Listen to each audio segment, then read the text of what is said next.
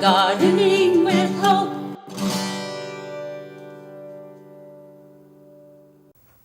So today on Hope for Your Garden, since we've been given the green light to start planting from the groundhog, I'm going to show you some really fun projects to do with moss, and also show you some new products that are out that'll make your gardening easier, and give you a few tips on what you can plant in your garden and how to prune like the tomatoes up. Those are in, and show you some really fun things. So let's get started. And we're going to go ahead and cover a few items from the garden that I have to kind of add that look as if your garden's been there a really long time. They're also really fun to do for Easter tables, because you can make little name placards out of these. And all you really need to get started is like a ceramic pot. You don't want there to be any glaze on it, and you want it to have a rough surface, a porous surface, so that our moss mixture can actually stick to the sides. And we're going to go ahead and paint these with our moss mixture. I'm going to show you how to make that. I also have these granite rock owls that I'm going to paint up to make look like they've been around for years. One of the things that you can do on your pots is to take a crayon, and you can actually write your name or Happy Easter or put a heart. And the area where the wax from the crayon is, the moss won't grow. So then you can make whatever design you want to. So since we'll be coming up on Mother's Day soon, I'm going to go ahead and make a pot that I will give to my mom. So I'm going to just go ahead and color in my heart,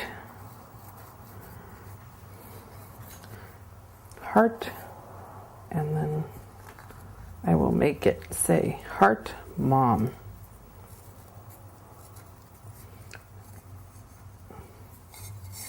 I'm going to get a little bit of thickness so that if the moss grows over a little bit on the edges, you'll have some definition. So we have I Heart Mom. So first you have to get some starter moss, and that you can usually go out and find near creeks, streams. Some people will have it growing in their garden where it's really wet and moist. Sometimes you'll find it at nurseries growing on the ground. Make sure to ask before you get their moss. Then you would want to bring it home and go ahead and clean any dirt from the underside of the moss itself. You don't want to have a lot of mud or dirt, so you would want to rinse it really well and then just kind of brush off any dirt that would be there. And so just lightly brush it off. Toothbrush or even a paintbrush would work well. So this is all of my cleaned moss. I basically just have leftover roots that are nice and clean. So first you'll want to pull, which the moss kind of comes apart really easy, but you just go ahead and pull it off into little tiny chunks. This will make it easier on your blender and give you a nice mix. And so I'll just pull off my little pieces, and I'm going to add them to my blender. You really want them to be fine, but you don't want the blender to do all the just mushing apart. You really can't get your pieces too small.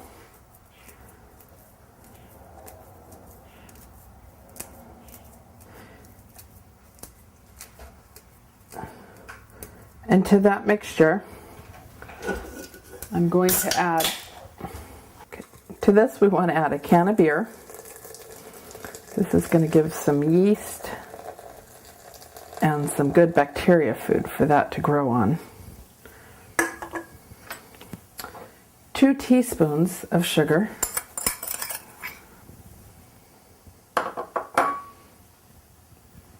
About a half of large container of yogurt, or a full 8-ounce container of yogurt.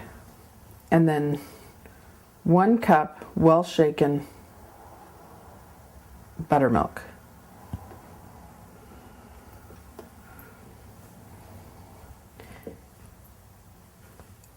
And then I'm going to add a teaspoon of some mycorrhizae just to give it some extra fungus to grow, and it'll help feed the spores. Okay.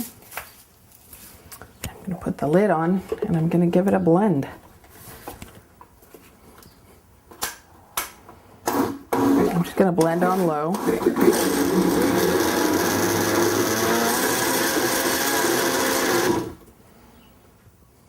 I want this to be a creamy chowder consistency. There we go. Okay, we want soupy and goopy.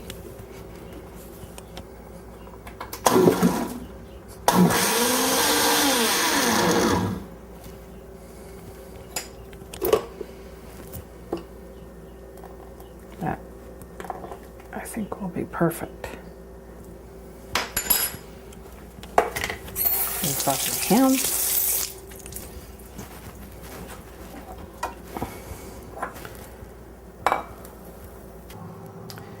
And you could do this outside near where you're going to leave your containers.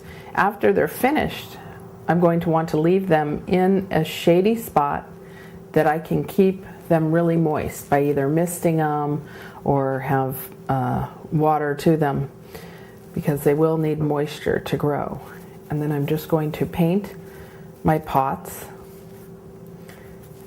and I can go over the wax areas or I can just keep it in between. So you could even use get intricate and use a tiny paintbrush. I'm going to put it on as thick as I can without having it run everywhere. Let me go up on the rim a little. And that's all there is to that. I'm going to go ahead and coat my other items. This one I can almost just dip. These I'm going to use for my Easter centerpieces. And I'll just put a toothpick with a little name, and then I'll grow a little grass in here and put a jelly bean or two. That'll be my table centerpiece. And then my lovely owls. Just have everything covered with moss.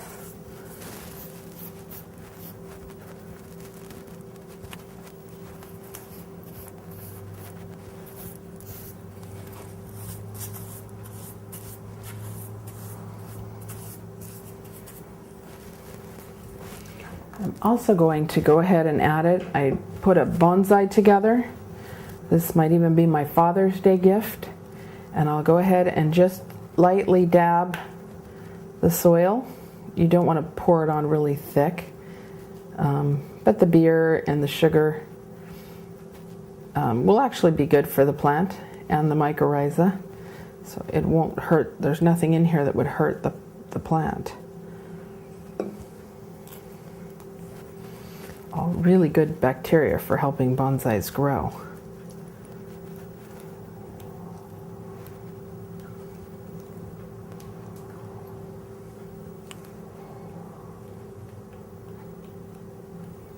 I can take my little bonsai men off. Get that part covered. And then set them back on. And there. And that I'll just keep lightly moist on the top. So I don't need to water the plant every day. Just keeping it misted will give the bonsai enough moisture to keep it growing well. And there we go. Mr. Snail's already starting some moss. I'm going to add.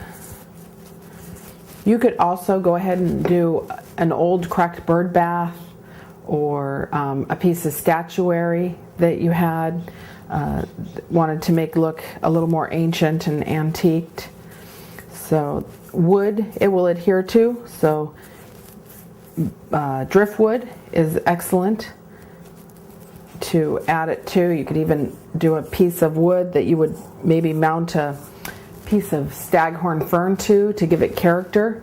So you'd go ahead and first do your moss, and then later, after the moss is growing, go ahead and use that piece to mount your staghorn for something that really had some character. Looked like it was growing for years and years. Fun for kids to do too. So we'll keep these in a really shady, moist spot. Another way to do it, you can actually put them in a plastic bag and tie it up. You do have to open it every now and then to mist them, but it kind of makes like a little greenhouse for them and keeps them really moist. So if you're in an area that's drier, this is a great way to do it, is to bag it and then just keep check on it.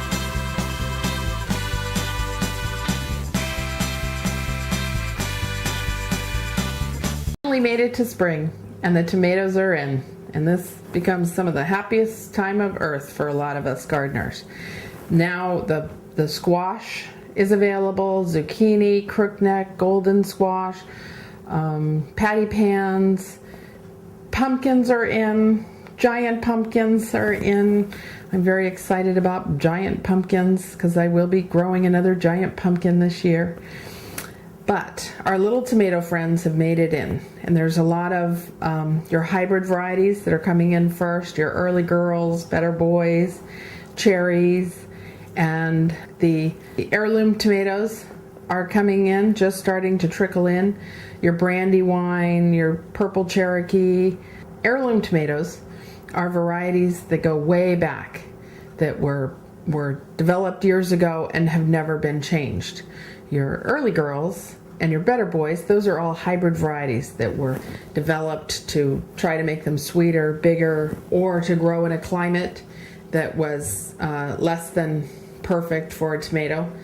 And so you have your hybrids. A lot of people are going back to the older varieties. You can get more color out of a heirloom tomato. Usually you see oranges, reds, purples, and you'll see varieties that are fluted, that are strawberry shaped, heart shaped, that kind of have this whole different thing. This is just a general early girl tomato, but they still have great flavor and do really well. And they're usually a little more disease resistant. When picking out your tomato, you'll want to look for a determinate or an indeterminate vine, depending on what you're looking for in a tomato.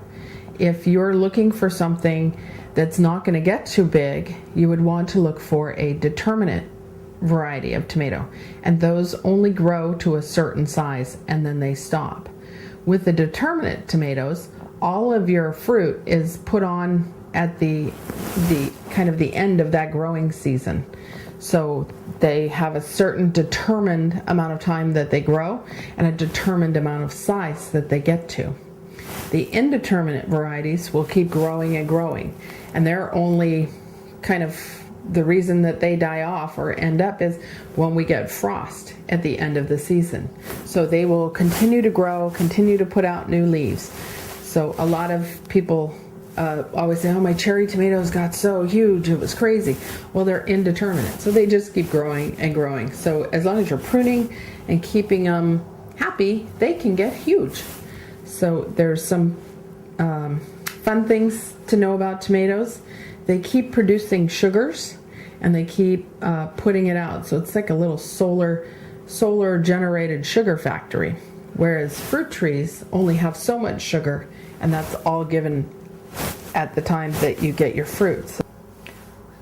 So with most of the heirlooms are indeterminate, and a lot of your hybrids are going to be determinate varieties. Your early girl will stay a little smaller, better for pots, and your cherry tomatoes are better in the ground. There is some pruning that you can do on your indeterminate varieties to help you get better production all through the season.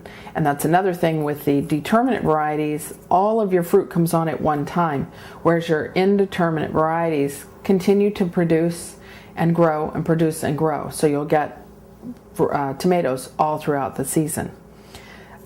This one is still a little too small to really need any pruning, And so we're going to be planting our tomatoes, and next month we'll show you how to prune your tomatoes so that you can get the most out of your tomatoes all season long. When you're planting your tomatoes, you want to put it in an area that is full sun and that has a lot of really rich material in the ground. They really like good soil. So if you're in clay soil, you'd want to add some composted manure, compost, or a planting mix, and allow it to have a big enough hole that will allow it to drain. I would try and go ahead and make the hole about the size of a 15-gallon container, and then backfill with a really good planting mix or mulch. Something with a lot of organic material in it, the words humus, the words chicken manure or composted chicken manure, earthworm castings, kelp. Those are the things that you want to see on the bag of soil that you're going to be using. When you plant your tomato, I would also go ahead and add mycorrhiza to the bottom, and this will help those roots just become incredible. It allows the cells of the plants to open up and take in more nutrients, and they'll form what are hyphae roots off of those that will allow the plant and the fungus to symbiotically grow together so that you have an incredible plant. And they'll keep feeding the roots of the plant. The fungus will keep feeding the plant so that they kind of work together. The fungus feeds the roots and the roots feed the fungus. Then when I get my tomatoes, I usually like to cut off these first leaves, and then I would go ahead and I would show you outdoors, but it's raining right now. Go ahead and bury your plant up to that second set of leaves, and all of this material in here will become roots.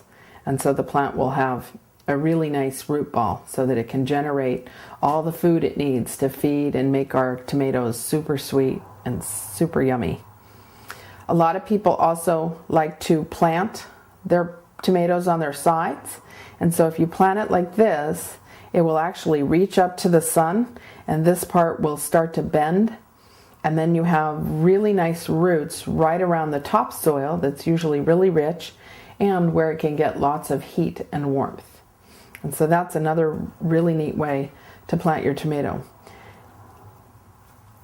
And as long as you don't plant it too far up, this will become roots, and it's the one plant that won't rot.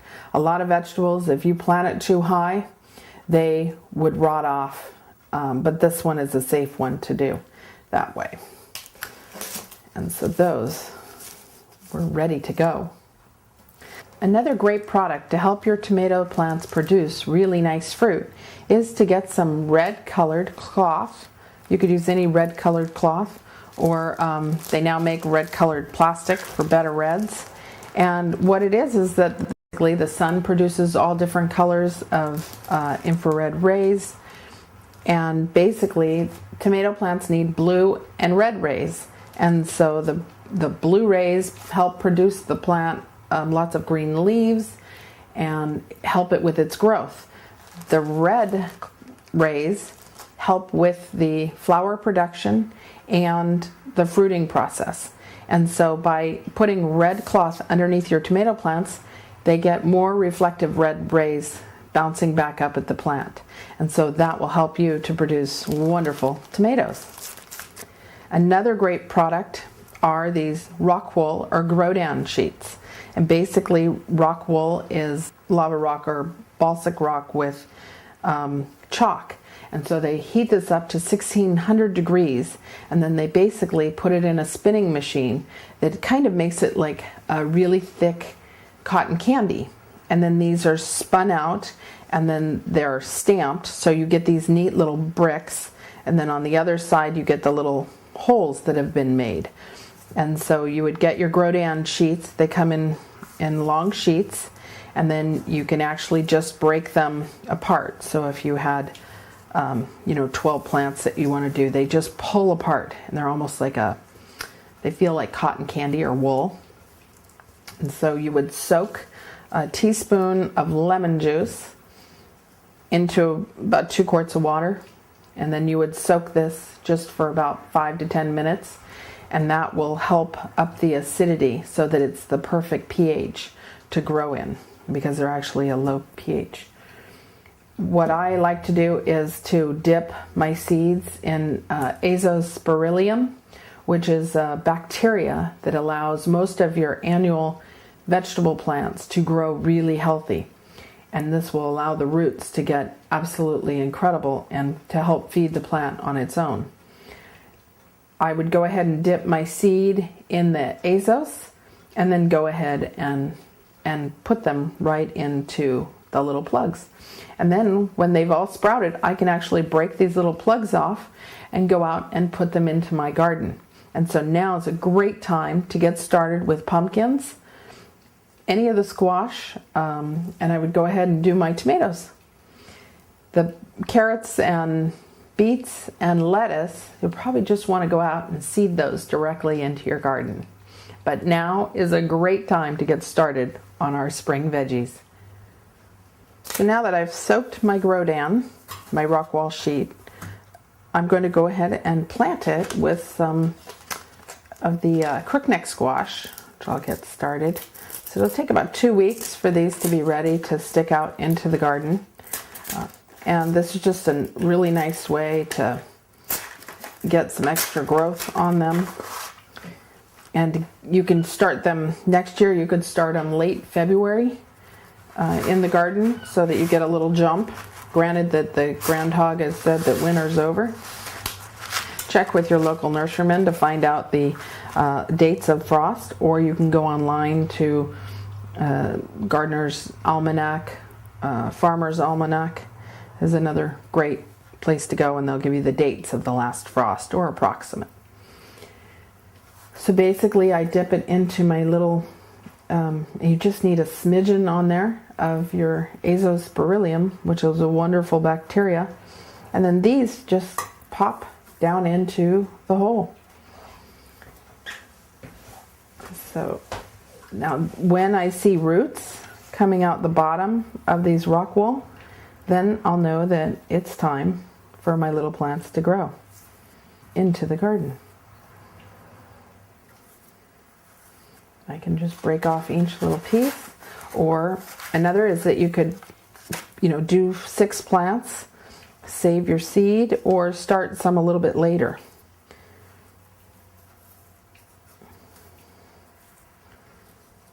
But this is going to be enough to feed an army. And you could go ahead and even do a different type of squash, or do a few pumpkin, but it really gives you a nice, and I would only put 1 seed per hole. If it doesn't sprout, you could reuse that little plug, but better, you would end up having to cut one of the plants out because it'll really make them root bound. So I think that's absolutely plenty for what I need right now. And then basically you don't even need to get it wet again because it's already soaked up about 10 times its amount of soil. And this will allow the little seedling to soak up some of that moisture, sprout out, and be ready to put into the garden. Another great way for your radishes, your carrots, lettuce, anything that you were going to have in rows in the garden, a great way to, and a great project for the kids, is to make seed tapes. And basically you would cut a 2-inch strip of newspaper that's whatever the length of the newspaper sheet is. So I think they're like 2 feet. So you make this little strip, you make a little paste, a teaspoon of flour to a teaspoon of water, and then say your seeds are supposed to be planted every 2 inches for beets. You would put a dot of this little paste every 2 inches and set one of your beets on it, allow it to dry, and then you have your very own seed tapes. You can also buy seed tapes in the stores. This one is 250 feet of radishes, which then you would just go out and make your little straight furrows, and they're basically plugged so that you have these perfect little rows. Let's call them my Martha Stewart rows. Basically, these are your seed tapes. And so you can either make them at home with the kids, or you can buy them. And so these are radishes. They put 3 seeds about every 2 inches. And so this will give you perfect rows and tons of veggies. You can now pretty much find them in lettuce, radishes, cucumbers, carrots, beets. So the seed tapes are available everywhere.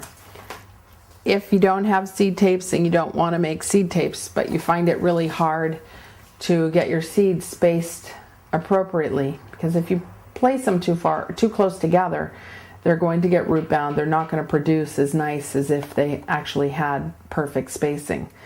This is a great little tool, and basically it's a seed sower. So basically you put your seed in here. Let me grab some Swiss chard seed. So, and then it's got little openings depending on the size of the seed that you have. So for instance, onion seeds are a whole lot smaller than squash seeds. And this is our Swiss chard, which is a little smaller than a beet. So then you would dial to the amounts that will just allow 1 seed to come out.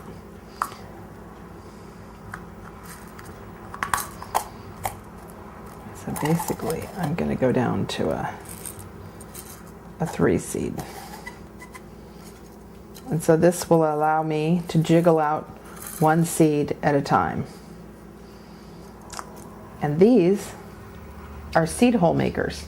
So these work probably better if you have clay soil or heavy soil. You would level out your row. Then you would go ahead and just plunge this in at the appropriate seeding. And then you come along with your little tool and you go ahead and you drop a seed into each hole. And it'll make 2 really simple. You pay about $2 to $3 for these little tools, and it makes growing vegetable gardens super simple and great fun for little kids. So they don't end up using all your seeds in a 2-foot square area. One of the favorite parts of my job as a nursery person is getting to go to some of the shows and seeing some of the new varieties that are out, or the things that are going to be readily available that the growers have talked about before. So one couple, there's going to be just an explosion of succulents that are going to be coming out, ready available, and your nurseries should either have them or be carrying them soon. Ones that I would look out for is a little aeonium called Tip Top. This is going to be great for wreaths and little succulent gardens. Absolutely beautiful, with some other aeoniums that are out that are dwarfed, that'll stay really small but give you that texture.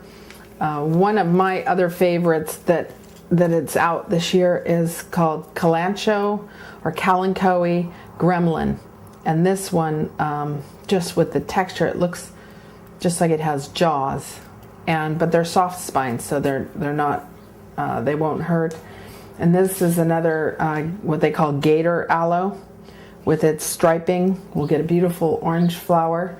And so look out for some incredible succulents. So that's what's new for spring. And I hope that you'll join me next month when we talk about how to prune up your tomato plants and talk about the rest of the garden. So have a great day, and we'll see you soon. And happy gardening. For your garden, fruits and veggies.